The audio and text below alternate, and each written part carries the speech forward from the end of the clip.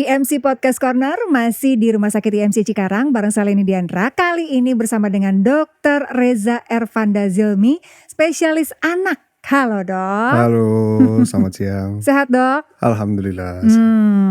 Sekarang nih temanya agak-agak unik ya, karena ini belum pernah kita bahas ya di IMC Podcast Corner. Cegah stunting dan kenali tumbuh kembang optimal pada anak. Nah. Oke. Ini pasti pada penasaran ya Sobat IMC nih, stunting itu apaan sih gitu ya? Oke, stunting itu kondisi pertumbuhan, masalah pertumbuhan di seorang anak yang dia cirinya adalah kondisi pendek yang disebabkan karena kekurangan energi yang cukup lama atau kronis. Jadi dia sebenarnya pendek, tapi pendeknya penyebabnya karena problem masalah kekurangan energi yang lama sekali. Jadi bukan karena faktor genetik, misalnya orang tuanya pendek, terus anaknya juga kemungkinan pendek, bukan seperti itu ya dok ya? Oke. Jadi biasanya karena kurangan asupan atau kondisi penyakit tertentu yang membuat energinya, kalori yang dibutuhkan itu meningkat, tapi tidak diimbangi, sehingga dia penurunan berat badan terus menerus sehingga jadilah pendek. Dan itu namanya stunting. Gimana kita membedakan anak yang bertubuh pendek karena memang faktor genetik itu tadi yang udah dari sananya gitu ya dok ya, atau yang mengalami stunting itu gimana kita membedakannya? Sebenarnya kalau misalnya kita bedakan stunting dengan pendek biasa, memang harus pakai alat ukur. Sejatinya memang setiap ibu yang mempunyai anak harus punya buku namanya buku KIA, Kesehatan Ibu dan Anak.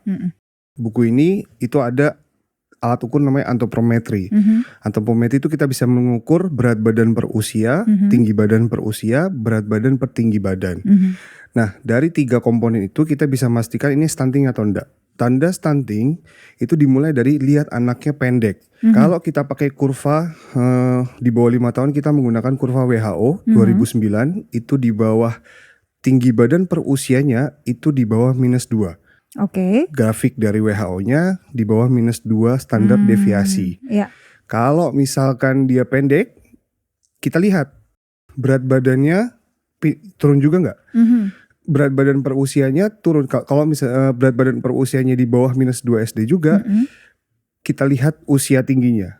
Usia tingginya. Jadi memang harus pakai alat ukur. Gak bisa kita bedakan, oh kamu stunting dari lihat dengan mata kepala kita sendiri ya. Harus ada alat ukur namanya antropometri. Dari alat ukur itu kita bisa memastikan ini anak stunting atau enggak dengan melihat usia tinggi. Kalau usia tingginya dia di bawah usia berat badannya dia, contoh misalkan seorang anak 3 tahun, usia tadi saya baru dapat pasien usia anak 27 bulan, 2 tahun 3 bulan ya. Berat badan 8 kilo. 8 kilo. Kemudian itu berarti jauh di bawah normal ya. Berat badan per usianya itu di bawah -3 standar deviasi. Kemudian saya lihat ternyata dia pendek. Tingginya 80 cm. Di bawah tidak sampai semeter ya dok ya? Tidak sampai 1 meter. Jadi kalau kita grafik, tadi saya buat grafiknya dia di antara -1 sampai -2 standar deviasi. Terus di bawah -2 standar deviasi itu dilihat ternyata usia tingginya dia 80 cm. Tinggi badan per usianya itu setara dengan anak usia 17 bulan. Berat badan per usianya setara dengan anak 7 bulan. Jadi 7 bulan harusnya 8 kilo, dia 8 kilo. Usia dia umur 2 tahun 3 bulan. Betul. Dengan tinggi badan per usianya dia kurang dari berat badan per usianya dia, kurang dari usia aslinya dia. Kalau itu bisa kita curigai ini stunting dengan melihat kita analisis lagi. Proses makannya salah atau enggak, feeding rules-nya benar atau enggak gitu. Kalau misalkan sudah ada terjadi benar seperti itu, maka kita bisa tegakkan ini anak sangat stunting. Proses makan benar atau enggak. Nah ini kan justru biasanya nih proses makan itu kan jadi awareness ibu-ibu nih biasanya justru di awal-awal anak-anak mulai dari makan gitu ya dok ya. Apa yang salah dok?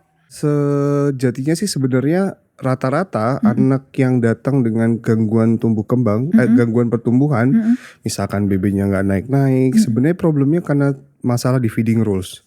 Feeding rules itu aturan makan. Tujuannya apa? Supaya anak mampu untuk makan.